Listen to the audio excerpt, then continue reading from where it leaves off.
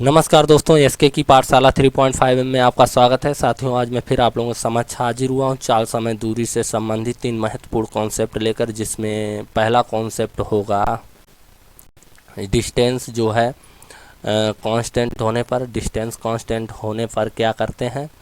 Second concept है जब time constant हो तब क्या करना चाहिए, जिससे प्रश्न आसानी से बन सके।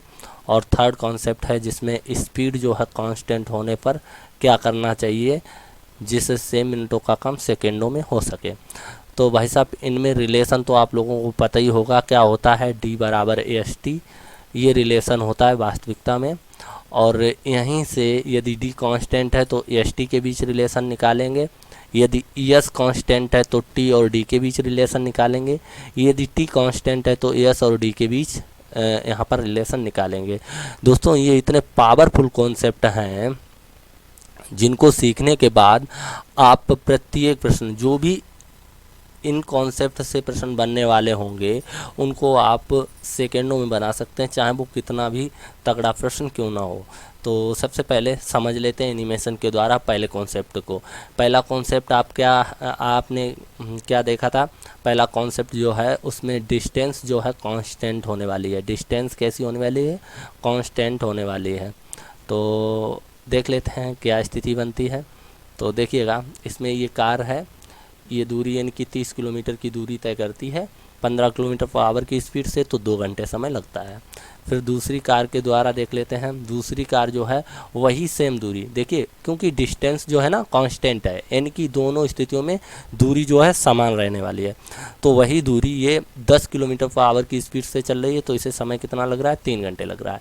तो अब क्या करना है, जो चीज़ समान है उस पर ध्यान नहीं देना है, लेकिन बाद बाकी पर ध्यान देना है और देखना है क्या रिलेशन बन रहा है, जिससे कि हम सही से कॉन्सेप्ट को पकड़ पाएँ। ठीक है, तो यहाँ आप देख पा रहे होंगे, अगर मान लेते हैं पहली कार की चाल S1, दूसरी कार की चाल S2, तो इनका रेशियो क्या होगा। पहली कार की जो चाल है 15 दी गई है, दूसरी कार की चाल यहाँ पर 10 है।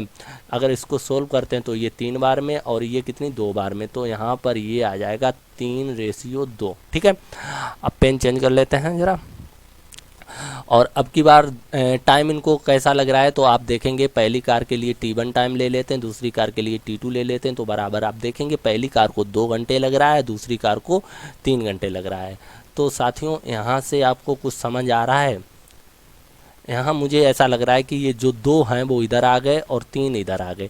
चलिए एक दूसरे एग्जाम्पल से समझते हैं। मेरे पास कई सारे एग्जाम्पल हैं, पहले देखिए ये चीज़ क्लियर हो जाने दो, इसके बाद जो रिलेशन होगा वो ऑटोमेटिक मैं नहीं बताऊंगा, आप स्वयं बता देंगे। ठीक है, तो देख लेते हैं एक बार फिर से।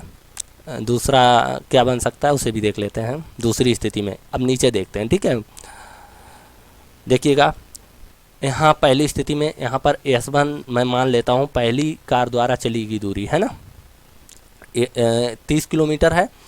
मानने वाली कोई बात नहीं, 30 किलोमीटर है ही। ठीक है, इसकी चाल कितनी है आप देख पा रहे हैं, 10 किलोमीटर है अब की बार, 10 किलोमीटर पर आवर।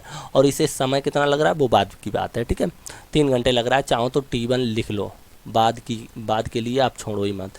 T1 बराबर मैंने लिखना है 3 घंटे। ठीक है, अब क्या करेंगे, दूसरी कार के लिए भी देख लेते हैं। दूसरी कार ये देखिए सेम दूरी वही चली दूसरी कार ने, लेकिन इसकी स्पीड जो है अब की बार कितनी हो गई है साथियों, S2 बराबर इसकी स्पीड जो है अब की बार 15 किलोमीटर पर आवर हो गई। दूरी 30 किलोमीटर है तो 15 के हिसाब से 2 घंटे लगने चाहिए। तो T2 बराबर कितना समय लग रहा है भाई साहब, 2 घंटे लग रहा है। तो आप क्या करेंगे, देखिएगा पेन यहाँ पर चेंज करता हूँ ताकि आपको अच्छे से समझा सकूँ। यहाँ पर 5 से काटेंगे 2 बार में, इसे 5 से काटेंगे 3 बार में, तो ये हो जाएगा 2:3। तो ये मैंने जानबूझकर थोड़ी लिखा है, ये तो ऑटोमेटिक निकल के आ रहा है, जो कि आप देख पा रहे हैं। अब की बार देखिएगा 3 इधर आ रहा है, 2 इधर आ रहा है। मुझे लग रहा है कि जो S1 है वो बाद में इधर जा रहा है और S2 इधर जा रहा है ना, ऐसा लग रहा है। चलो आगे देख लेते हैं और भी देख लेते हैं, इसके बाद क्लियर करते हैं, 1-2 बार में बात नहीं बनती है। ठीक है, अब की बात देखिए एग्जाम्पल, मतलब जो एनिमेशन वो सेम है, लेकिन अब की बार दूरी चेंज है। आप वही मत समझना जो पहले बताया था, उस बार पहले 30 था यहाँ पर, अब की बार 20 है। तो यहाँ पर देखेंगे पहली स्थिति में स्पीड कितनी 5 किलोमीटर पर आवर और दूरी कितनी है 20 किलोमीटर, तो समय कितना लगेगा, 4 घंटे लगेगा है ना। तो सेकेंड स्थिति में देख लेते हैं। सेकेंड स्थिति में देखिएगा, यहाँ पर आप देख पा रहे हैं 40 की 4 किलोमीटर पर आवर, दूरी सेम है वही 20 किलोमीटर, ठीक है। तो समय कितना 5 घंटे लग रहा है। तो यहाँ पर मुझे क्या दिख रहा है, इससे अभी मतलब ही नहीं रखना है जब डिस्टेंस समान होती है ना। तो हम देख पाएंगे पहली चाल की जो स्पीड का दूसरी चाल की स्पीड से रेशियो है वो कितना निकल रहा है, 5, 1 मिनट बराबर का चिन्ह होना चाहिए, 5:4, यही तो निकल रहा है। तो भाई साहब इनका टाइम का रेशियो क्या है, पेन चेंज कर लेता हूँ। टाइम का रेशियो इनकी पहली कार के लिए T1 और दूसरी कार के लिए T2 मान लेते हैं। तो यहाँ पर आप देखेंगे T1 की वैल्यू कितनी है, 4 घंटे, और T2 की वैल्यू कितनी है, तो आप कहेंगे T2 की वैल्यू यहाँ पर 5 घंटे, कितना 5। ये मैंने अपने आप से नहीं लिखा, इसमें दिया है और जो निकल रहा है कायदे से वही लिख रहा हूँ मैं, ठीक है। तो फिर वही चीज़ मुझे देखने को मिली जो पहले देखने को मिली थी, ठीक है। फिर एक स्थिति को और देख लेते हैं। इसके बाद जो फाइनली इनमें रिलेशन निकलेगा डिस्टेंस समान होने पर, यानी कि डिस्टेंस कांस्टेंट होने पर, उसको लिख दिया जाएगा आपके सामने, ठीक है।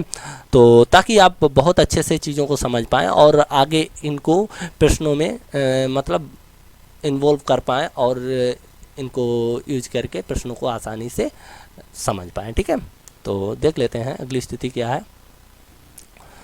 देखिएगा यहाँ पर पहली स्थिति में ये 10 किलोमीटर की दूरी 5 किलोमीटर पर आवर की स्पीड से 2 घंटे में तय करती। तो पहली स्थिति के लिए मान सकते हैं S1 जो है कितना, 5 किलोमीटर पर आवर, और इसको टाइम जो T1 लग रहा है वो कितना, 2 घंटे, है ना।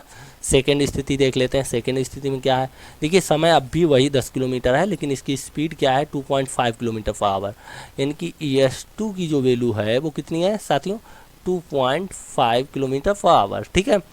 और भाई साहब T2 जो है अब की बार भाई साहब स्पीड जो है चेंज हुई है, स्पीड आधी हो गई तो समय ज़्यादा लगेगा। वैसे भी आप यहीं से देखिए, यहाँ मत देखिए, आप देखिए जब इसकी चाल 2.5 किलोमीटर पर आवर है तो 10 किलोमीटर दूरी तय करने में कितने समय लगेगा, तो आप कहेंगे 4 घंटे लगेगा, और 4 घंटे ही लगेगा। तो मैंने 4 घंटे लिख दिया, ठीक है।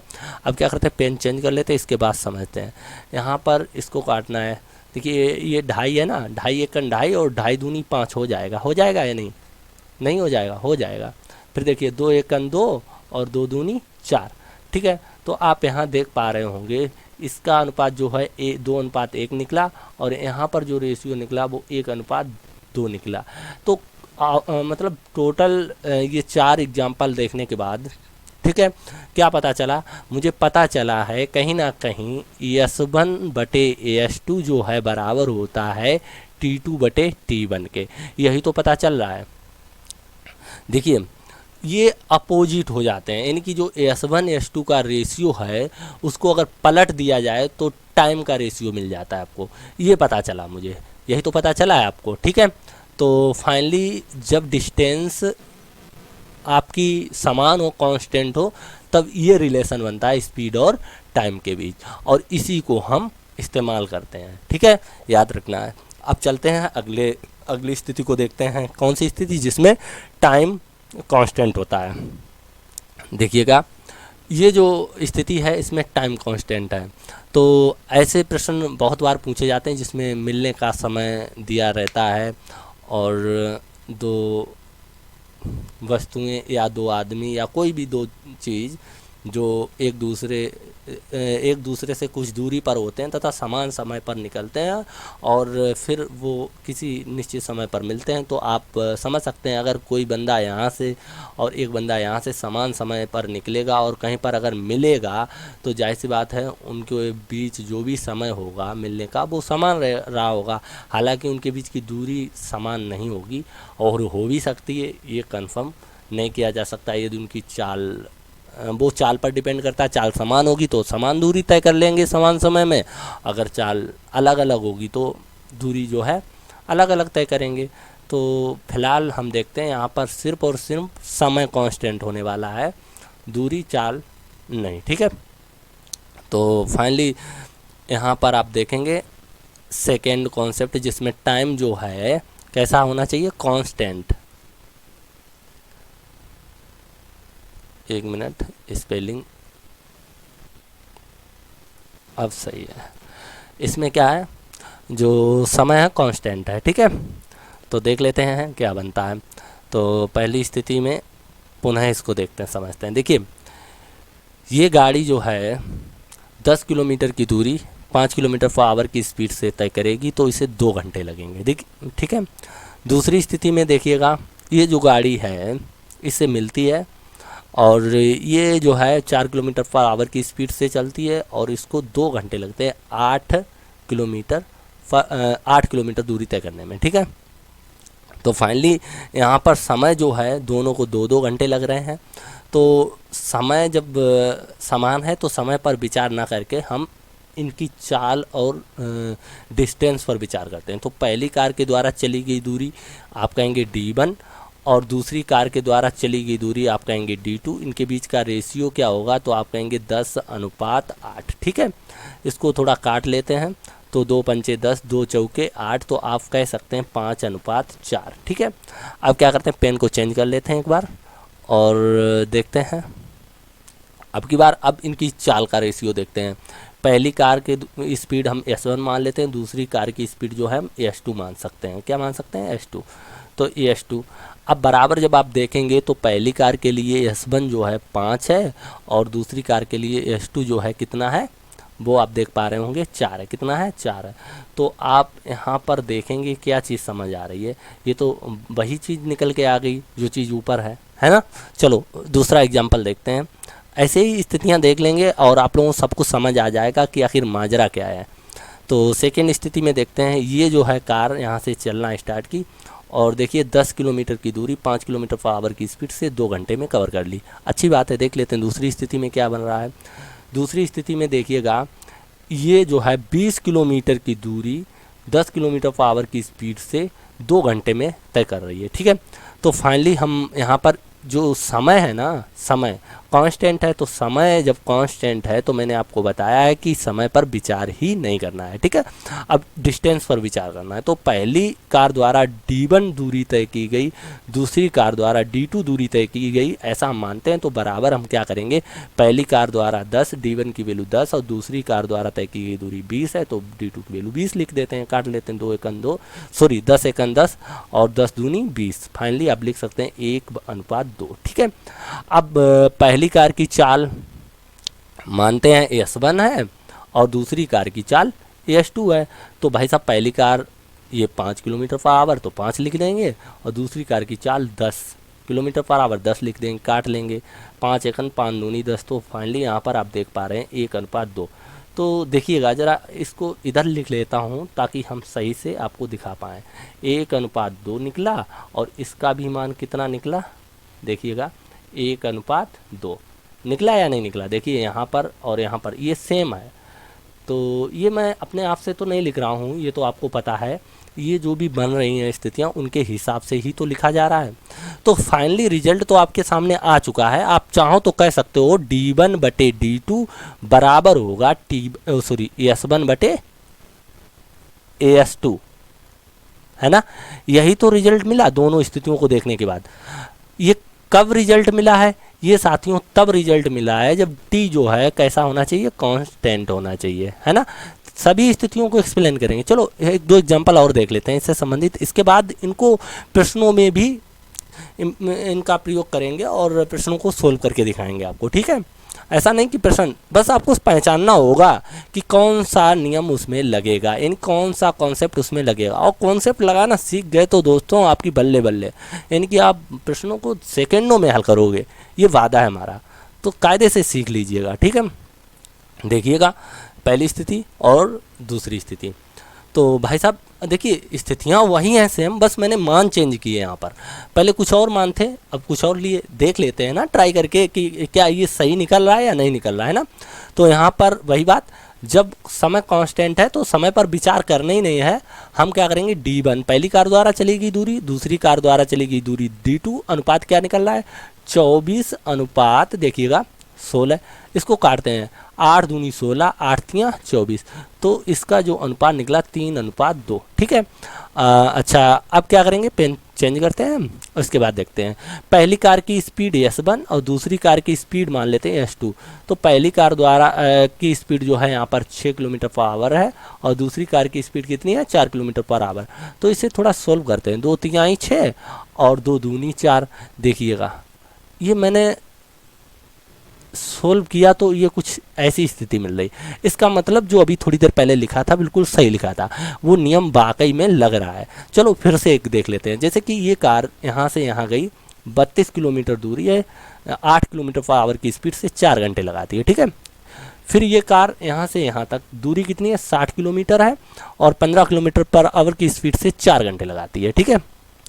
तो भाई साहब देख लेते हैं। तो जब समय समान है तो समय से तो मतलब ही नहीं है। अब क्या करना है, अब डिस्टेंस पहले लिख लेते हैं। D1 अनुपात D2 बराबर क्या हो जाएगा भाई साहब 32 अनुपात 60, है ना। तो किससे काट सकते हैं, 4 से काट दो। 4 अट्ठे 32 और 4 15 60, यानी 15 चौके 60। तो कह सकते हैं 8 अनुपात 15। इसको सामने लिख लो, जगह थोड़ी इधर कम है ना, इसलिए 8 अनुपात 15 ऐसे लिखा जा सकता है, ठीक है। अब क्या करते हैं, स्पीड देख लेते हैं। स्पीड का रेशियो पेन चेंज कर लेता हूँ।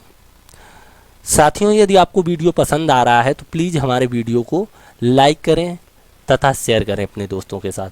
और हाँ, यदि अभी तक आपने हमारे चैनल को सब्सक्राइब नहीं किया है तो प्लीज़ हमारे चैनल को भी सब्सक्राइब कर लें, ऐसे ही एनिमेशन के द्वारा पढ़ने के लिए, ठीक है साथियों। तो आप देखेंगे पहली कार की स्पीड 8 और दूसरी कार की स्पीड जो है 15 है। तो भाई साहब आप देखेंगे इसमें और इसमें कुछ अंतर दिख रहा है आपको, हाँ दिख रहा है। ये नीले से लिखा है, ये लाल से, तो ये तो अंतर नहीं होगा भाई साहब, ये तो मैंने मजाक में बोल दिया, वैसे कुछ अंतर नहीं है ना। तो फाइनली अब हम कह सकते हैं ये बात सिद्ध हो गई है कि D1 बटे D2 बराबर होता है S1 बटे S2। कब, जब T जो है कांस्टेंट हो। जब T कैसा होना चाहिए, कांस्टेंट होना चाहिए, ठीक है। T कांस्टेंट होना चाहिए, तब ये रिलेशन बनेगा, ठीक है, ये रिलेशन बनेगा। तो भाई साहब अब चलते हैं अगली स्थिति। क्या, अब स्पीड कांस्टेंट करते हैं। स्पीड क्या, स्पीड कांस्टेंट करते हैं। तो देखिएगा साथियों, ये पहली स्थिति है, समझिएगा। देखिए ये पहली कार, ये दूसरी कार, ठीक है। तो स्पीड कांस्टेंट कर रहा हूँ यहाँ पर। देखिए यहाँ पर इसकी स्पीड कितनी, 2 किलोमीटर पर आवर, ठीक है। और देखते हैं इसकी स्पीड 2 किलोमीटर पर आवर, ठीक है। तो यहाँ पर क्या है, स्पीड भाई साहब कांस्टेंट है ना। तीसरा नियम क्या है, जब स्पीड कांस्टेंट हो। अरे भाई साहब स्पीड भाई साहब मैं, अरे थोड़ा लिखने में दिक्कत हो जाती है क्योंकि टच पैड मैं अभी भी सही से नहीं इस्तेमाल कर पा रहा हूँ, ये बात है और कोई बात नहीं, ठीक है। धीरे धीरे हैबिट बन जाएगी इस्तेमाल करते करते और फिर मैं स्मूथली लिख पाऊँगा, ठीक है। फ़िलहाल मुझे लग रहा है कि आप लोगों को अच्छे समझ आ रहा होगा। तो देखिएगा स्पीड जब कांस्टेंट होती तब क्या बनता है, कौन सी स्थितियाँ रहती। देखिए स्पीड जब कांस्टेंट, तो स्पीड से अभी मतलब ही मत रखिए। अब क्या करेंगे, पहले D1 लिख लेंगे अनुपात D2 लिख लेंगे। तो देखेंगे पहली कार द्वारा तय की गई दूरी 6 किलोमीटर और दूसरी कार द्वारा तय की गई दूरी 4 किलोमीटर। थोड़ा इसको सोल्व करते हैं तो ये हो जाएगा 3 और ये हो जाएगा 2, यानी कि 2 से काटें, 2 से 3 बार में 6 और 2 से 2 बार में 4। अब क्या करते हैं, अब स्पीड देख लेते हैं भाई साहब। तो S1 अनुपात S2 जब आप देखेंगे, ओ सॉरी स्पीड तो देखना ही नहीं है, स्पीड तो सेम है, तो स्पीड देखना ही नहीं है। अब क्या, टाइम, तो T1 अनुपात T2 इज इक्वल्स टू, देखिएगा T1 की वैल्यू कितनी है, पहली कार द्वारा लिया गया समय 3 घंटे और दूसरी कार द्वारा लिया गया समय 2 घंटे। देखिएगा क्या पोजीशन है, पहली बार में ही आपको समझ आ गया क्या स्थिति बन रही होगी। मुझे तो समझ आया कि D1 बटे D2 बराबर हो जाएगा T1 बटे T2। कब, ये स्थिति कब बनेगी, जब स्पीड जो है आपकी कांस्टेंट होगी। क्या होगी, कांस्टेंट होगी, तब ये स्थिति बनेगी, ठीक है। अब क्या करेंगे, चलते हैं आगे, आगे की स्थितियां भी देख लेते हैं। जैसे इस स्थिति को देखते हैं, पहले इसको इरेज कर देता हूं। पहली कार द्वारा 6 किलोमीटर दूरी तय करने में लिया गया समय 3 घंटे, जबकि इसकी स्पीड कितनी 2 किलोमीटर पर आवर। अब दूसरी कार द्वारा देखिए 10 किलोमीटर दूरी तय करने में लिया गया समय, जब स्पीड सेम है 2 किलोमीटर पर आवर, तो 5 घंटे लगेंगे। तो यहाँ D1 कितना है 6 किलोमीटर, ओ सॉरी 1 मिनट इसको साफ करता हूँ। D1 अनुपात D2 क्या हो जाएगा 6 अनुपात 10 है ना, काट दो 3 बार में और 5 बार में, तो फाइनली आप इसे लिख सकते हैं 3 अनुपात 5 है ना।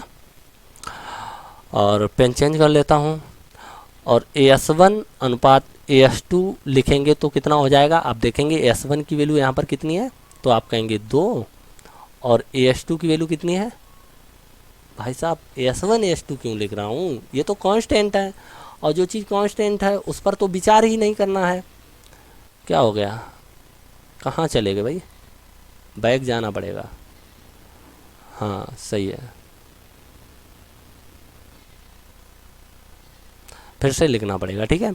तो D1 यहाँ कितना है, D1 अनुपात D2, पहले तो दोनों स्थितियों को समझते हैं। D1 अनुपात D2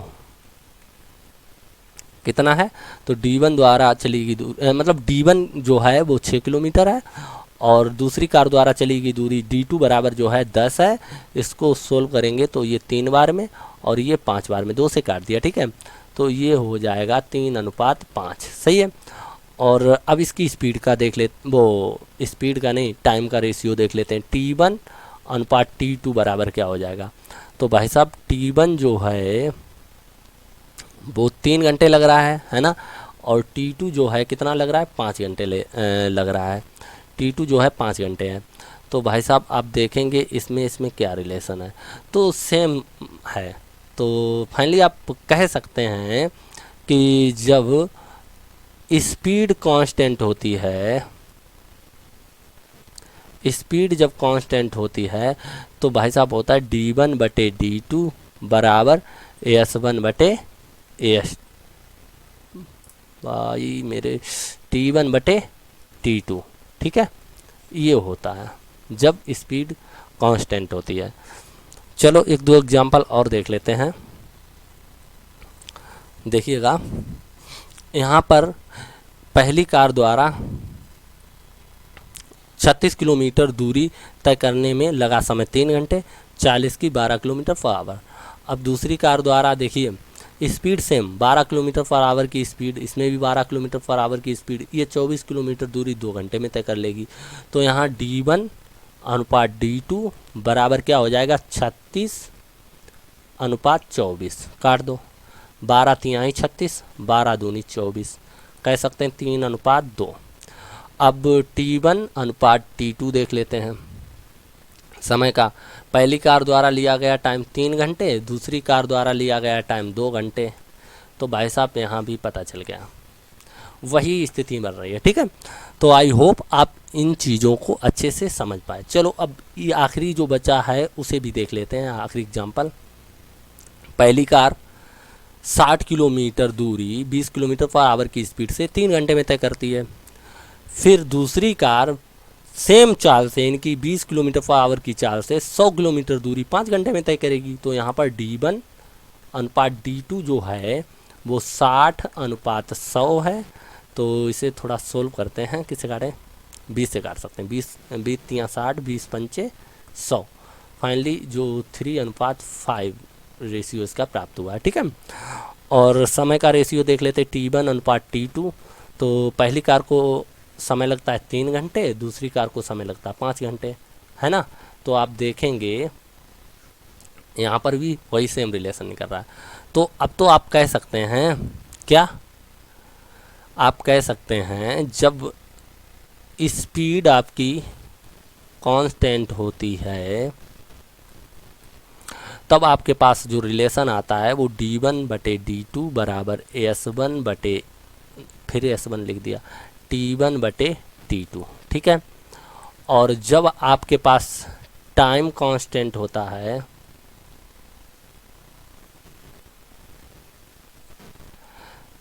तब आप लिखते हैं D1 बटे D2 बराबर टाइम जो कांस्टेंट होता है उस पर ध्यान ही नहीं देते, ठीक, S1/S2। और फाइनली जब आपके पास डिस्टेंस कांस्टेंट होती है तो फिर क्या बनता है, तब देखिए अब डिस्टेंस है तो मतलब है नहीं, तो जाहिर सी बात S1/S2 होगा और इधर T होगा T होगा, तो इधर हो जाता है T2/T1। बस इस नियम को याद रखना है, यहाँ पर आप देखेंगे उल्टा होता है यानी कि।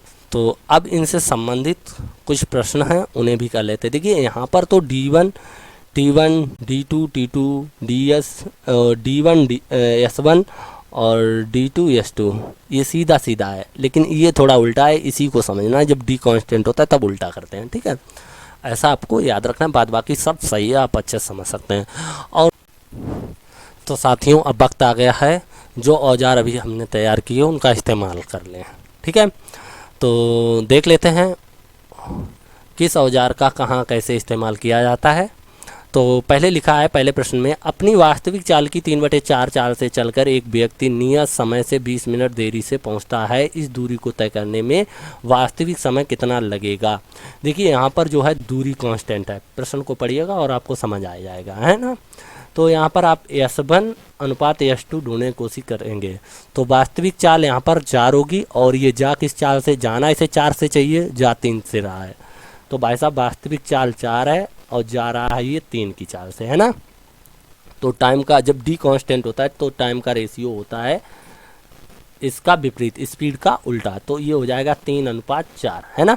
तो भाई साहब ये कितना, इसे समय 3 लगना चाहिए, लग 4 रहा है, तो ये लेट हो रहा है, कितना लेट हो रहा है 1, और 1 को इन्होंने बोला 20 मिनट, है ना, 1 को 20 मिनट बोल दिया गया है। तो भाई साहब अब ये बोल रहे वास्तविक समय कितना लगेगा, तो आप देख पा रहे हैं वास्तविक चाल से जाता तो वास्तविक समय लगता 3 यूनिट, लेकिन 1 को ये 20 बोल रहे तो इनके हिसाब से 3 को हम क्या बोलेंगे, 3 × 20 यानी कि 60 मिनट। तो फाइनली आपका आंसर हो गया ये, ठीक है। चलते हैं अगले प्रश्न की ओर। अगला प्रश्न क्या है उसे देखते हैं। तो अगले प्रश्न में कहा गया है, जैसा कि आप देख पा रहे हैं, एक मोटर कार 27 घंटे में एक यात्रा तय करता है जिसमें वह पहले आधी दूरी 14 किलोमीटर/आवर की स्पीड से, शेष आधी दूरी 13 किलोमीटर/आवर से, है ना। देखिए आधी आधी दूरी है, एक दूरी को इन्होंने 2 भागों में बांट लिया, ये मान लो कुल दूरी है और इसे समान 2 भागों में बांट लिया, आधी दूरी ये हो गई, आधी दूरी ये हो गई, ठीक है। तो ये बोल रहे हैं पूरी यात्रा 27 घंटे में तय करता है, दूरी ज्ञात कीजिए, दूरी कितनी है। तो पहले S1/S2 देख लेंगे, तो ये है 14/13।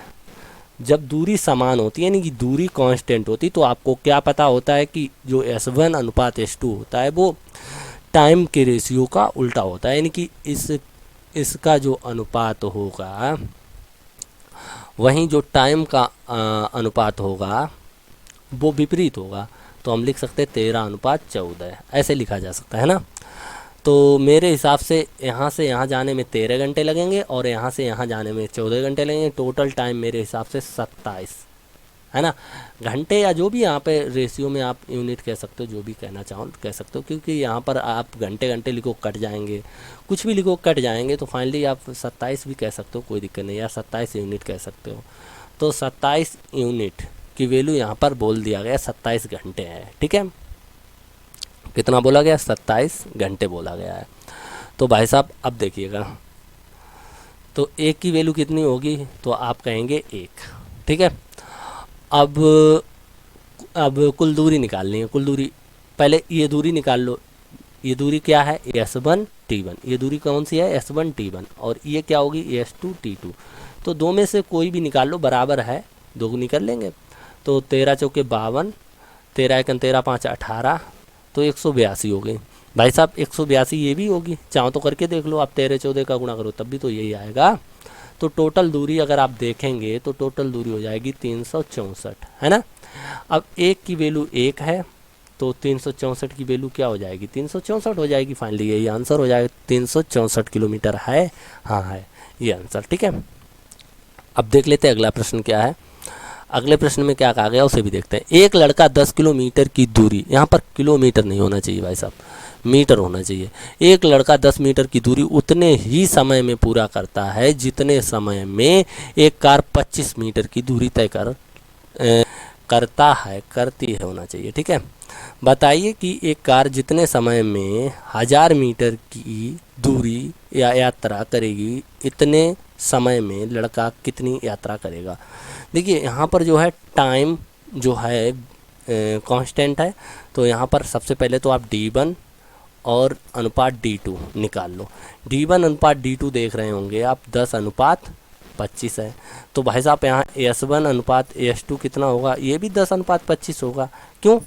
क्योंकि यह मैंने पढ़ा है जब टाइम जो है कांस्टेंट होता है तो होता ही है D1/D2 बराबर S1/S2, यही तो होता है। तो ऐसे लिख सकते हैं, क्या दिक्कत है। तो भाई साहब अब आप देखेंगे कार की स्पीड कितनी है 25 है ना, उसे चलना कितना है 1000 मीटर। तो 25 की स्पीड से 1000 मीटर चला दो, कितना समय लगेगा। T बराबर 1000/25, 25 चौके 140, यानी आप कह सकते हैं 40 सेकेंड। कितना लगेगा 40 सेकेंड, या सेकेंड हो, घंटे हो, मिनट हो, क्या मैटर करता, आपको मालूम 40 यूनिट समय लगेगा, ऐसा आप समझ सकते हो। ठीक है, अब करना क्या है, अब करना ये है कि 40 यूनिट टाइम में लड़के द्वारा चली गई दूरी कितनी होगी। तो लड़के द्वारा चली गई दूरी पूछी गई ना, होगी स्पीड इनटू टाइम। लड़के की स्पीड कितनी है 10, और टाइम कितना है वही सेम टाइम 40। तो ये हो जाएगा भाई साहब 400 मीटर। कितना 400 मीटर। तो ये आंसर हो गया। ठीक है, अब देखते हैं अगले प्रश्न को। अगले प्रश्न में क्या कहा गया उसे भी देख लेते हैं। एक कार 80 किलोमीटर पर आवर की चाल से 10 घंटे में एक यात्रा पूरी करता है। यदि उतनी ही दूरी 8 घंटे में पूरी की जाती तो कार की चाल कितनी बढ़ाई गई होगी। देखिए साथियों, यहाँ भी दूरी समान है, उतनी ही दूरी दिया गया ना, तो यहाँ डिस्टेंस समान होता है। तो फिर हम क्या करते हैं, सबसे पहले स्पीड का रेशियो लिख लेते हैं। स्पीड का रेशियो कितना है 80। स्पीड का रेशियो तो पूरा दिया नहीं गया, तो हम क्या करेंगे, यहाँ समय का रेशियो दिया गया, तो हम T1 अनुपात T2 देखेंगे कितना आया। तो आप देखेंगे 10:8। कितना 10:8। तो भाई साहब इनको पलट दो, स्पीड का रेशियो हो जाएगा 8:10। अब देखिए बताया गया है कि यहाँ पर कार की जो स्पीड 80 है, और जबकि मेरे पास कार की स्पीड 8 है, तो 8 जो है 80 को रिप्रेजेंट कर रहे हैं, तो एक किसको रिप्रेजेंट करेगा, आप कहेंगे एक जो है रिप्रेजेंट करेगा 8 को। ठीक है, नहीं 10 को, 8 दशामन 80 होते हैं, 10 को, है ना। तो भाई साहब ये बोल रहे हैं